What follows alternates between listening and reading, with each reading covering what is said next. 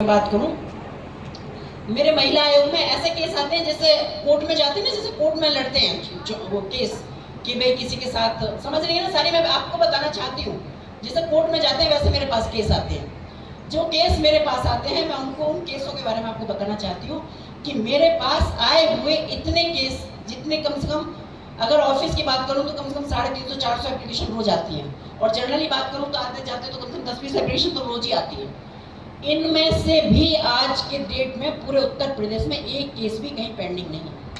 सारा निस्तारण 100% निस्तारण जो आपको कहीं और मिलेगा या नहीं मिलेगा मुझे नहीं पता, पर शायद नहीं मिलेगा। आज पूरे उत्तर प्रदेश की अगर मैं बात करूं तो कहीं भी एक एप्लीकेशन निस्तारण करने के लिए नहीं छूटी हुई है। तो ये मुझे अपने ऊपर भी प्राउड होता है, लेकिन प्राउड इसलिए होता है क्योंकि मैं मेहनत कर रही हूँ, और मैं मेहनत तो बहुत कर रही हूँ, लेकिन मैं आप लोगों को जगाना चाहती हूँ। ये भी मेरे अंदर एक कशिश है, और मैं चाहती हूँ कि आप लोग जगें और आगे बढ़ें।